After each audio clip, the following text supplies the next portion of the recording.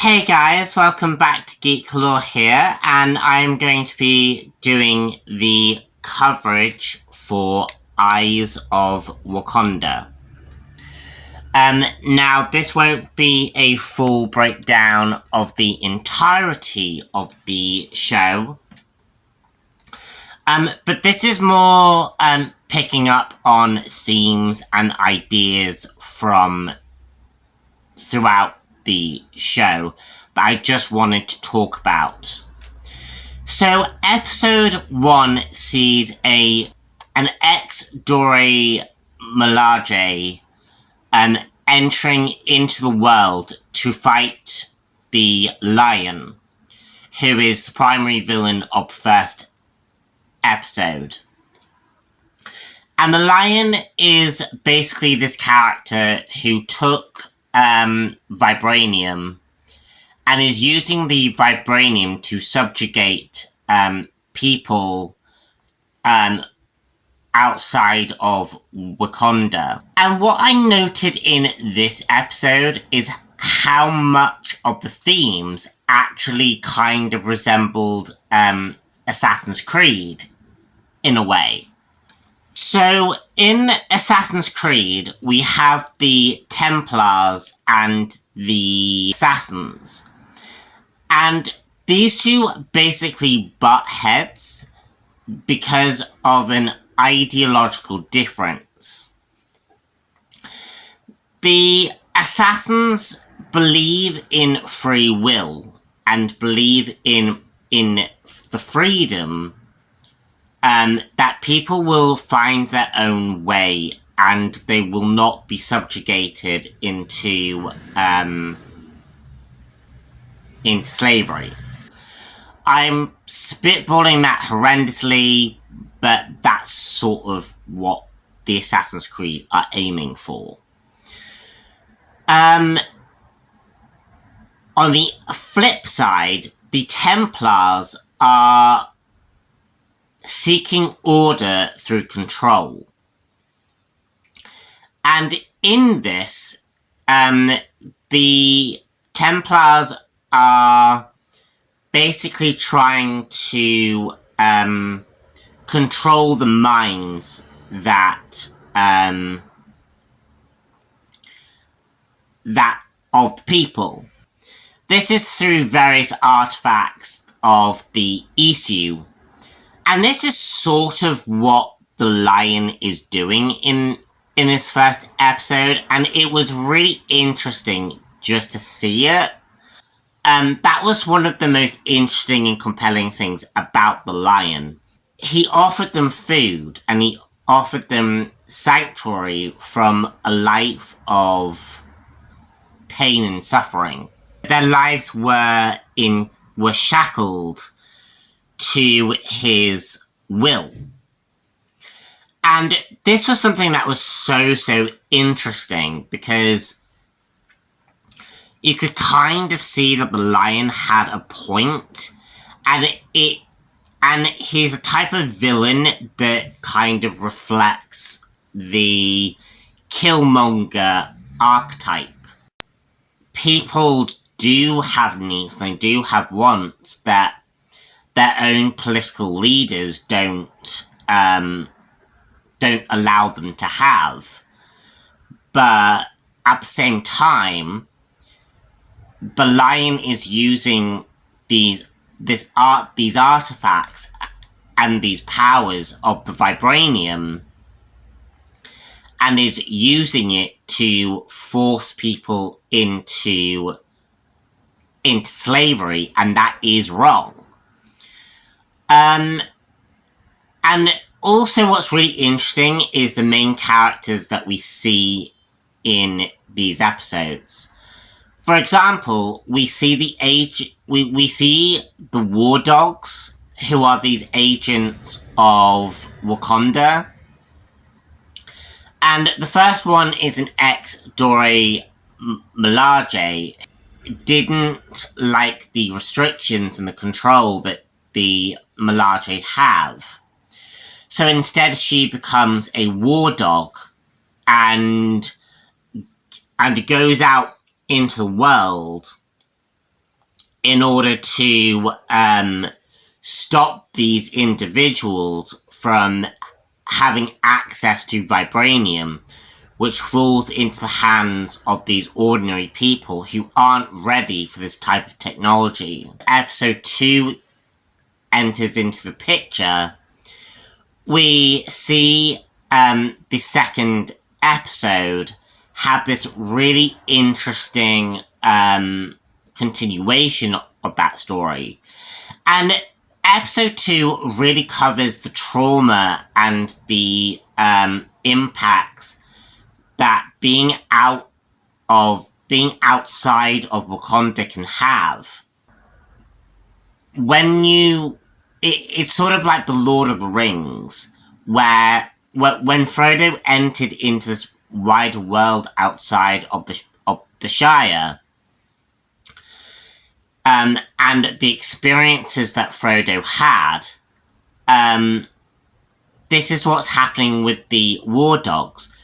These experiences and these ties and these bonds that these characters are forming, it's really, really difficult to then go back into civilian life. And it's so interesting because the War Dog that we see in the second episode was part of the Trojan War and fought alongside Odysseus and Achilles, and as part of the War of Greece, whatever that one is.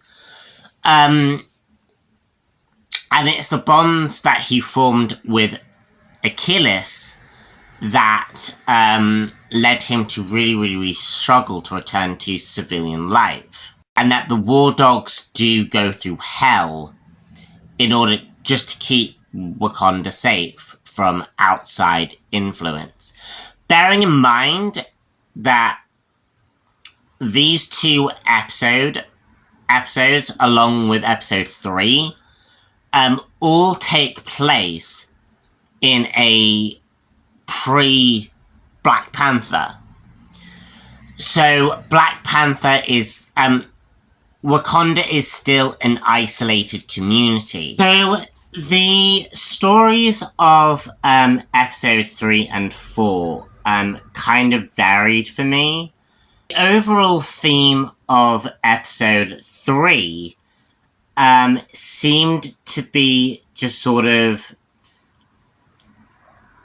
and really to some extent, episode 4, really seemed to be the impact that Wakanda has on other civilizations. Episode 3 is the episode of Kunlun, where we get the earliest version that we know of in the MCU regarding the Iron Fist. It's this fun little episode between Iron Fist fighting the War Dog of the episode. Fight scenes were great. I just didn't really particularly gel with the episode. But seeing Kunlun return for the first time in the MCU since the Iron Fist TV show was great. And also getting more of the lore of the Iron Fist was really interesting. And it's really interesting to compare these two civilizations. I don't really have much to say regarding this episode beyond what I've said. It's really in episode 4 that I think is the most compelling. One, we get an appearance of the Watcher, marking this episode as a very integral point in the timeline. This means that there is a divergent point between what we see in the MCU and where it could have gone in the future. And the future is actually a big major plot point in the episodes, and it connects to the wider multiverse saga that we're seeing. So in the future, we get the appearance of the Horde.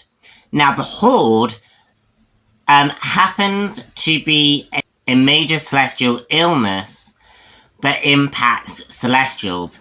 In the comics, the Horde actually brought down one of the Celestials, which led to Earth being capable of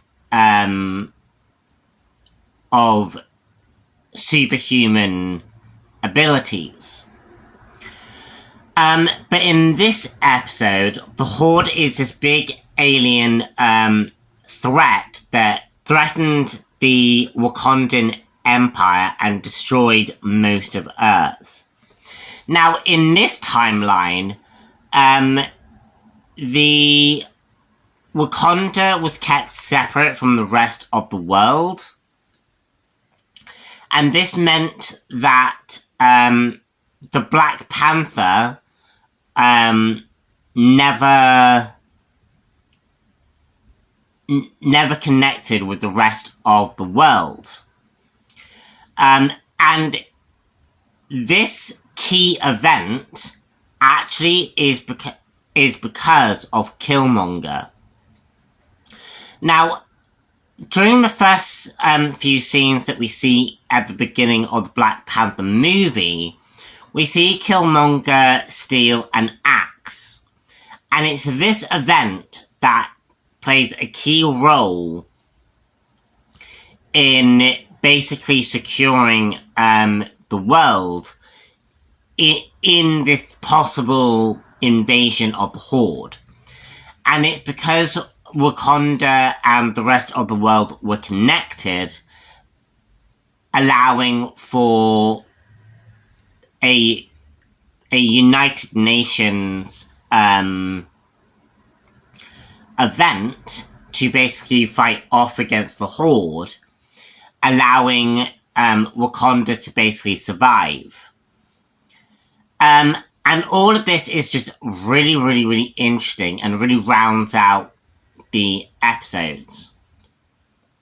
Because yes, the War Dogs are incredibly integral to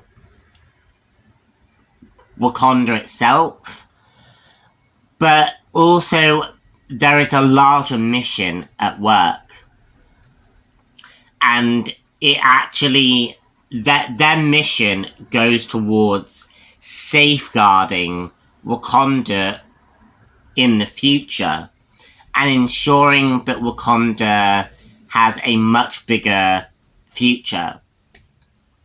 And there is a comic that actually takes place in the post-Secret Wars landscape, where Wakanda did actually go out into the stars and become a Wakandan empire. And this is something that I would love to see more Eyes of Wakanda storylines focus on if we ever got a season 2. Overall, these episodes are really, really, really good. I highly recommend you watch them.